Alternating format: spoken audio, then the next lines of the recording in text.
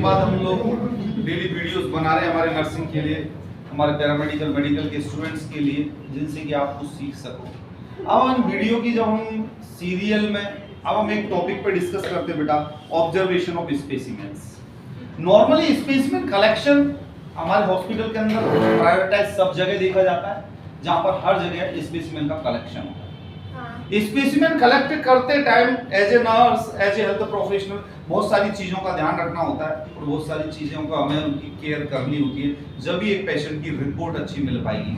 कई बार specimen miss हो जाने के कारण आप बड़ी मुश्किल से तो एक पेशेंट का स्पेसिमेन लेते हो। जैसे एग्जांपल मेरे भाई के अंदर एलोक्सिया हो रहा था सर पे, तो कुछ इन्फेक्शन था उसको, उसकी बायोप्सी ली तो वो बायोप्सी पूरी नहीं ली, तो उसकी खोपड़ी के अंदर यहाँ पे उसकी स्किन का जो टुकड़ा लिया तो उसके एक निशान भी पड़ गया। उसको तुमने 20-25 दिन घुमाया भी, उसके बाद रिपोर्ट क्या परफेक्ट ही नहीं है तुम्हारा कंटेंट।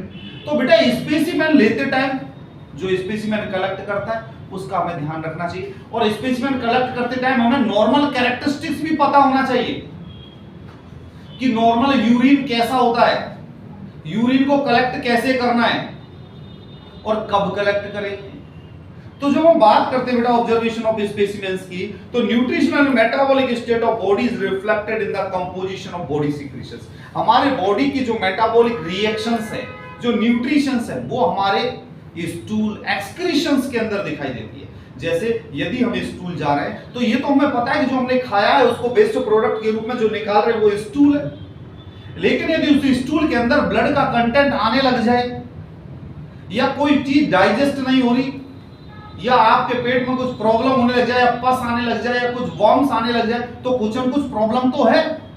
नॉर्मल हम यूरिन जा रहे हैं, यूरिन का कलर या कुछ चीज या कुछ भी कोई भी चीज में यदि डिफरेंस आ जाए तो कुछ न कुछ प्रॉब्लम तो है।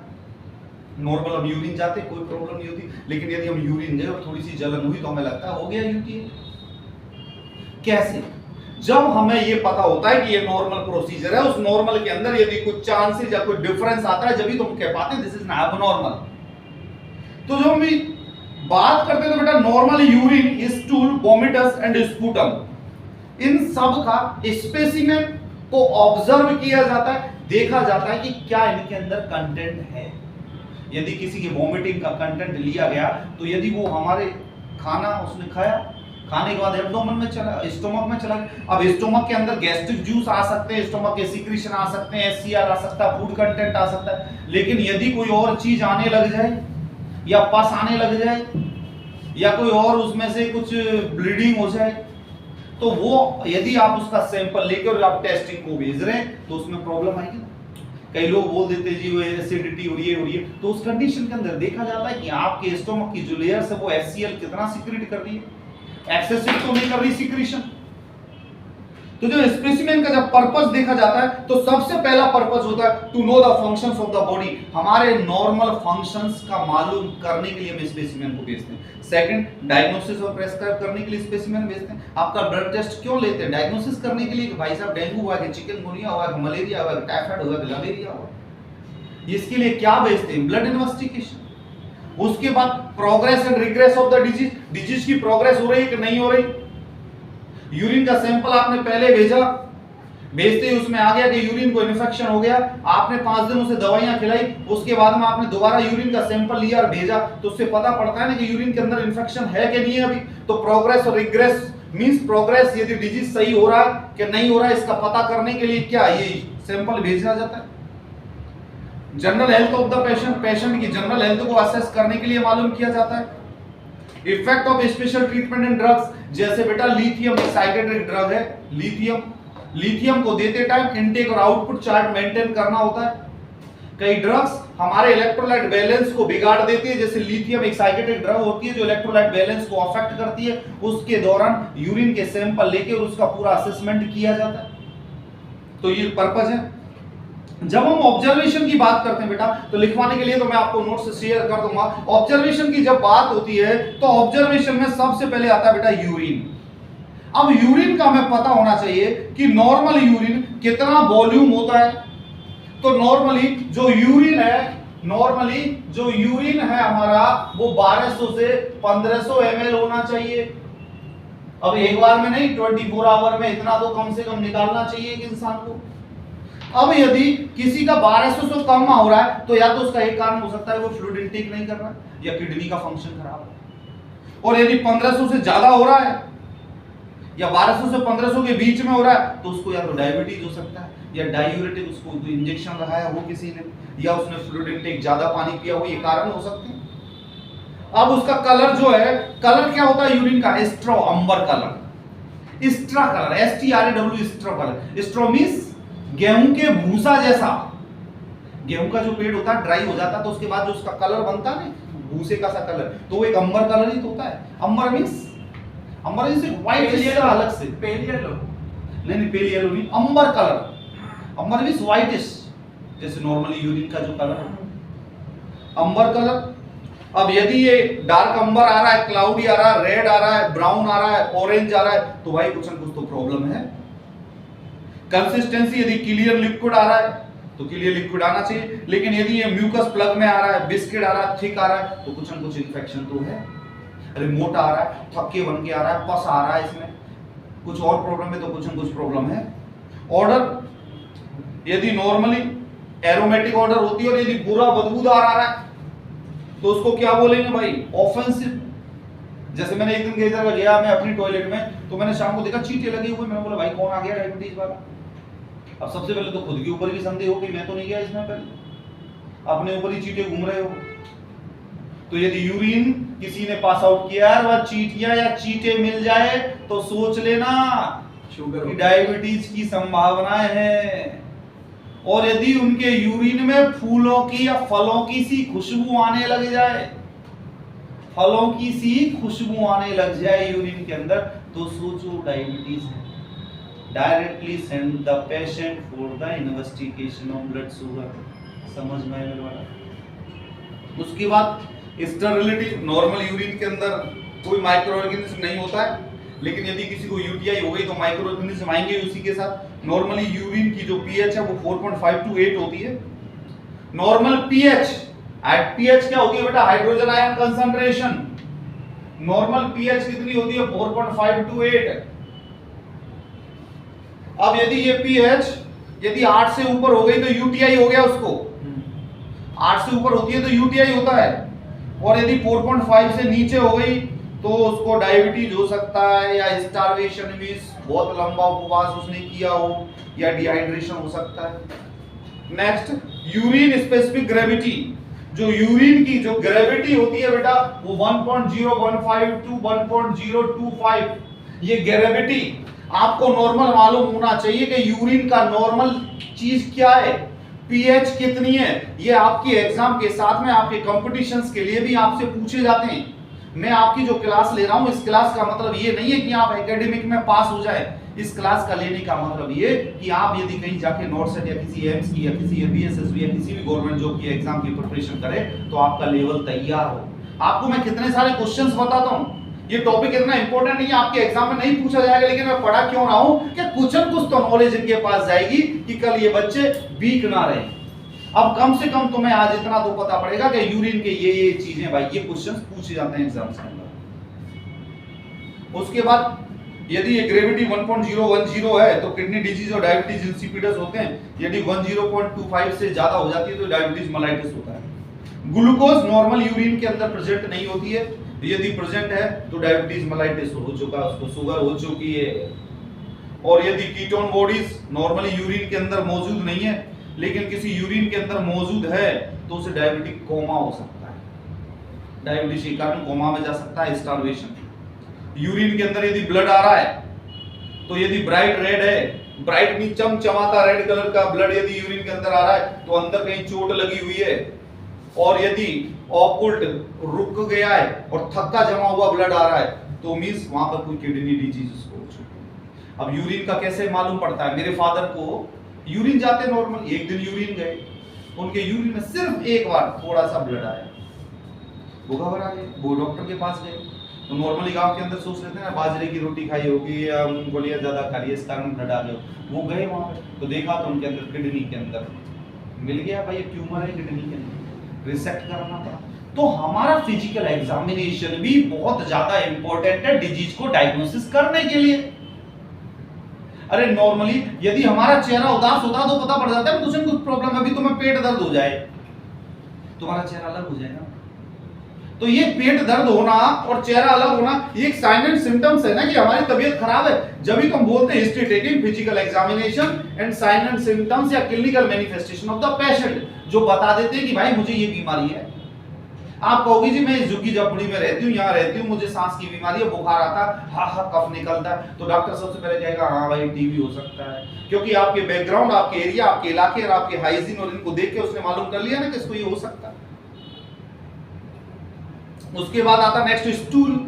स्टूल बैठने वाला नहीं, जो करते वो स्टूल, STOOL स्टूल, सब करते हैं। 1.015 to 1.025 is the specific gravity of urine. Sir उससे नीचे क्या था 101.15 से डायबिटिक इंसिपिडस। बेटा नॉर्मली जो 1.01 किडनी डिजीज या डायबिटीज इंसिपिडस होते हैं उनके अंदर ये पाया जाता है। यदि ग्रेविटी कम होती है, ग्रेविटी कम होगी तो बीमारी है, ग्रेविटी ज्यादा होगी तो बीमारी। अब जब हम स्टूल की बात करते हैं बेटा, स्टूल का जो वॉल्यूम है वो वेरिएबल होता है, ज्यादा खाओगे ज्यादा निकलेगा, कोई ज्यादा करता है कोई कम करता है, ये सबका अलग अलग कंडीशन। इसमें ऐसा नहीं है कि भाई ये इसने कम करी है तो हमने क्यों कम कर रही, तो अलग अलग लेवल होते हैं, वेरिएबल्स होते हैं, डिफरेंट होते हैं। उसके बाद जो कलर है वो एडल्ट का ब्राउन कलर होता है और इन्फेंट का येलो कलर होता है। अब यदि ये स्टूल आपका व्हाइट कलर का आने लग जाए तो आप ये सोचो क्ले या व्हाइट कलर का आ रहा है तो मींस जो वाइल का जो सीक्रेशंस हो रहा था डाइजेशन के लिए वो नहीं हो रहा है। वाइल मींस आपके गाल ब्लैडर का काम नहीं हो रहा है, वाइल का सीक्रेशन नहीं हो रहा, वो नहीं मिल रहा। जो ये फ्रेग्रेंस और जो स्मेल और जो कलर है जो हमारे ये स्टूल को देता वो कौन देता, वाइल ही तो देता। ब्लैक और टेरी कलर का आ रहा है तो या तो कोई ड्रग लिए या ब्लीडिंग हो गया अंदर अपर जीआईटी ट्रैक्ट में, और यदि रेड आ रहा है स्टूल तो ब्लीडिंग हो गई है लोअर जीआई ट्रैक्ट में, मलेना। ब्लड इन स्टूल को मेलेना बोला जाता है। उसके बाद पेल आ रहा है तो माल एब्जॉर्प्शन ऑफ फैट्स, मींस आपकी जो इंटेस्टाइन है वो फैट को एब्जॉर्ब नहीं कर रही है, आपने ज्यादा से ज्यादा दूध पी लिया बॉडी के अंदर और मीट कम खाया, जिस कारण आपका ये होगा। तो देखो ना अब स्टूल के कलर से कितने डायग्नोसिस हो रहे, स्टूल के कलर से भी डायग्नोसिस कितने हो। तो डेली अपना स्टूल देखो किस कलर का है, क्या है, यूरिन किस कलर का है, क्या है, कितनी ग्रेविटी है, क्या है, कितना ml निकल गया होगा, कैसे कर लिया होगा, ज्यादा फ्लूइड पिया तो ज्यादा निकला है, कम निकला है, ऐसी पढ़ोगे जब तो याद होंगी। कंसिस्टेंसी जो बेटा इसकी फॉर्म्ड होती है, सॉफ्ट होता है, मोस्ट होता है, सेमी सॉलिड भी कर सकते हैं। बाकी तो जो एबनॉर्मल में तो hard, dry, constipated stool, constipated means बाहर नहीं निकल रहा, अंदर नहीं बाहर नहीं, कॉन्स्टिपेटेड स्टूल कैसे घरों निकल जाए, कॉन्स्टिपेटेड स्टूल सबके होता है, निकल ही नहीं रहा। शेप नॉर्मली कई लोग जो स्टूल पास करते हैं सिलेंड्रिकल शेप आती है उसकी पूरी लंबी, बट कई लोग नैरो शेप में भी कर सकते हैं, पेंसिल शेप में भी कर सकते हैं, स्ट्रिंग लाइक स्टूल भी होता है। पेंसिल से नहीं कर सकते, पेंसिल से मींस पतली पतली सी इसका ऑर्डर जो होता है कल से पकड़ के एरोमेटिक होता है, नटराज पेंसिल आ गई, और इसका पंजेंट होता है कीप साइलेंस। कॉन्स्टिट्यूएंट्स के अंदर हमारे small amount of undigested roughage, जो हम फूड खाते हैं वो बैक्टीरिया, कुछ डेड बैक्टीरिया, कुछ एपिथेलियल सेल्स, कुछ fat, protein, digestive juices, inorganic matter, ये हमारे स्टूल के कंटेंट होते हैं। बेटा ये हमने पढ़ा क्यों है? ये पढ़ा है इस कारण है कि हमें पता हो कि नॉर्मल स्टूल का कैसा कैरेक्टरिस्टिक्स पाया जाता है। उसके बाद स्पूटम जो है हमारा नॉर्मली स्पूटम नहीं पाया जाता, लेकिन एबनॉर्मल कंडीशन में यदि अस्थमा ब्रोंकाइटिस है तो थूक आना लग जाएगा।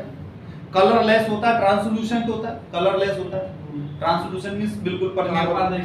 यदि आपके yellow, black, green, brown, red ये आने लग जाए, ग्रीन आने लग जाए तो इन्फेक्शन है।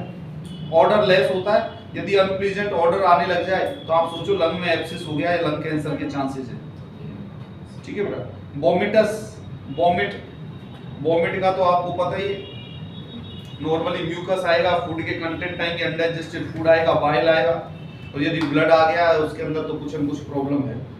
अब जब हम स्पेसिमेन को कलेक्ट करते हैं तो स्पेसिमेन को कलेक्ट करने के लिए जो पर्पस होता है हमारा, सबसे पहला पर्पस होता है इंपॉर्टेंस ऑफ। सबसे पहले हमें ये पता होना चाहिए हमारे स्पेसिमेन कलेक्ट करने का क्या इंपॉर्टेंस है। इंपॉर्टेंस के बाद में स्किल को डेवलप करना और नॉर्मल और एबनॉर्मल का पता लगाना, ये हमारे स्पेसिमेन कलेक्शन के लिए बड़ी इंपॉर्टेंट चीज है। तो बेटा जब सबसे पहले हम यूरिन का जो टेस्ट करते हैं प्रेगनेंसी टेस्ट के लिए, तो प्रेगनेंसी सबसे पहले यूरिन का जो है प्रेगनेंसी टेस्ट में काम लेते हैं, मिड स्ट्रीम यूरिन होना चाहिए, ये नहीं निकालते ही लगा दिया डब्बा, निकल जाने तो थोड़ा सा उसके बाद भरना है। Mid stream urine, urine microscopic culture होता है, 24 आवर्स का यूरिन होता है, डबल बॉयल्ड स्पेसिमेन भी ले सकते हैं।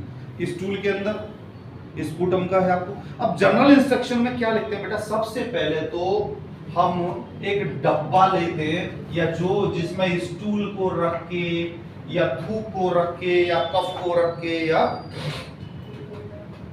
यूरिन को रख के पहुंचाएंगे। अब हॉस्पिटल में तो बहुतों का यूरिन आता है, तो पता कैसे पड़ता है, तो सबसे पहले इस कंटेनर के ऊपर पेशेंट का नाम, age, sex, ward number, bed number, date of admission,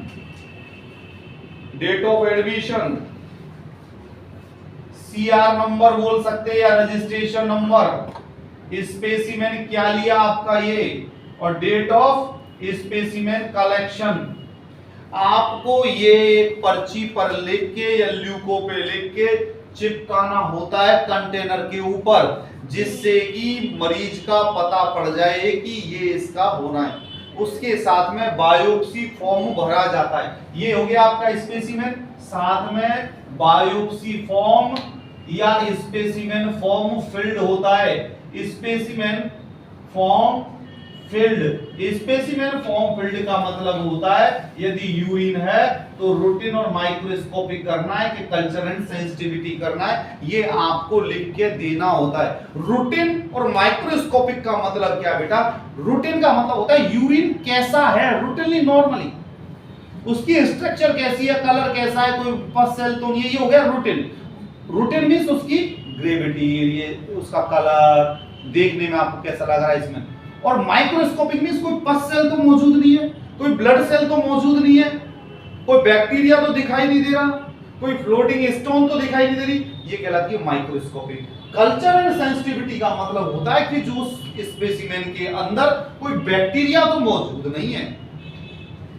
culture, हमने कल्चर लिया तो जब हम उसको किसी मीडिया के ऊपर ग्रोथ करने को देंगे तो यदि उसमें कीटाणु है तो वो ग्रोथ करेगा ना बेटा, ग्रोथ करेगा तो मींस कल्चर।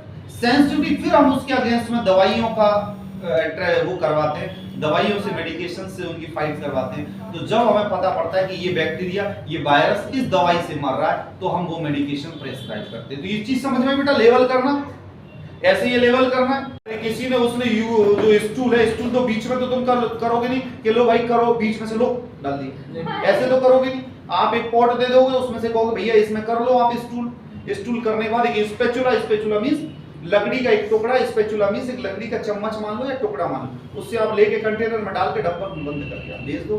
ये क्या कहलाता है, spatula. Left form, kidney tray, paper bag, soap and water, screen. और पेशेंट को एक्सप्लेन करना है कि आपका क्या सैंपल जाना है, उसको बताना है आपको मिड स्ट्रीम में जाना है। जब आप स्टूल पास करो या जो भी आप सैंपल दो वो स्टेराइल होना चाहिए, कोई इन्फेक्शन ना हो, कोई गलत तरीके से सैंपल में आप मिक्सचर ना करें, और जो कंटेनर है वो भी स्टेराइल होना चाहिए। सैंपल कलेक्ट करने से पहले हैंड वॉश होना चाहिए, बाद में भी हैंड वॉश तो आप अपने आप कर ही लोगे। ग्लव्स पहन के काम करना है। यूरिन के अंदर नॉर्मली 30 से 60 ml यूरिन बोतल के अंदर कलेक्ट कर लेना है बस, उसके बाद ढक्कन लगा देना है, भेज देना है।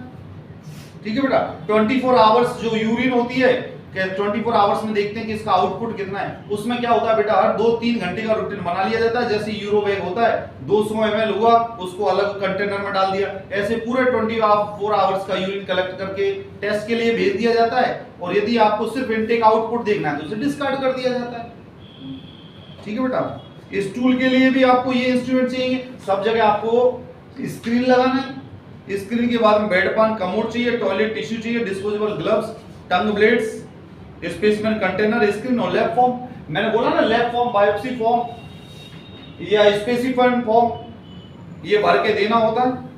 पेशेंट का आपको समझ में आया। यूरिन, पेशेंट का जो वो एरिया, पहले आप उसको क्लीन भी कर सकते हैं या धो सकते हैं पानी से, और धोने के बाद में क्लीन करने से उसके बाद थोड़ा सा वो यूरिन कर लेगा, उसके बाद आपको बीच में लेना, स्टूल का उसने उस पर कर दिया आपके बेड पान पे, उसमें करके आपने बीच में से एक टुकड़ा ले लिया, थूक का आपने डायरेक्ट उस कंटेनर के अंदर उसमें थूक दिया, आपने उसको लेके टेस्ट के लिए भेज दिया। ठीक है, तो ये आपका स्पेसिमेन कलेक्शन हुआ। और कलेक्शन करने के बाद में आपका जो यूज्ड जो आर्टिकल्स है वो आपको डिस्पोज करने प्रॉपर तरीके से बायोमेडिकल वेस्ट के अकॉर्डिंग। यदि रेड, येलो और कई लोग जगह ग्रीन चल रहा, ब्लैक चल रहा, वो उस हिसाब से उनको उस एरिया में डिवाइड करके वहां डिस्कार्ड कर देना। ये समझ में आया आपको? इस तरीके से ये स्पेसिमेन कलेक्शन का प्रोसीजर किया जाता है। कल आपसे एग्जाम पूछा जाए कि स्टूल कलेक्शन कैसे करेंगे, तो आपको पता होना चाहिए कि स्टूल कलेक्शन के मींस मिडनाइट हम पेशेंट को बताएंगे सुबह स्टूल जाएगा तो ऐसे जाना है, बीच में उसमें पोर्ट पे करना है, हम उसको इकट्ठा करेंगे, वहां से हम लेंगे, लेके कंटेनर स्टेराइल होना चाहिए, लेवल्ड होना चाहिए, उसको हम भेजेंगे सैंपल को। तो ये चीज समझ में। इसी के साथ ये हमारा जो टॉपिक है ऑर्गेनाइज सैंपल कलेक्शन ये कंप्लीट होता है। बाकी की और हमारी वीडियोस को देखने के लिए हमारे YouTube channel doctor Akhilesh Sharma को सब्सक्राइब करें, शेयर करें, देखें और लोगों को बताएं। दोस्तों बहुत लंबे समय से आप लोग कमेंट्स नहीं कर रहे हैं, कई लोग लाइक नहीं कर रहे हैं या कई चीजें ऐसी है, तो यदि आपको कुछ फील हो रहा है तो हमें जरूर बताएं और कमेंट्स करें। यदि आपको पसंद आ रही है तो कमेंट्स करें। बाकी के मैंने ये देखा कि यार बच्चे वीडियो नहीं देख रहे, आप नर्सिंग के स्टूडेंट्स के लिए हम जैसा भी है हम कुछ तो बना रहे हैं, लेकिन आप लोग देख ही नहीं रहे हो। अब बिना देखे तो आपको कैसे मिलेगा ये बताओ? आपको कम से कम वीडियो एक बार सुननी चाहिए। सुनने से क्या होगा कि आपको वो चीजें याद होंगी और आपके माइंड के अंदर सेट होंगी। Thank you so much, good night, bye, take care.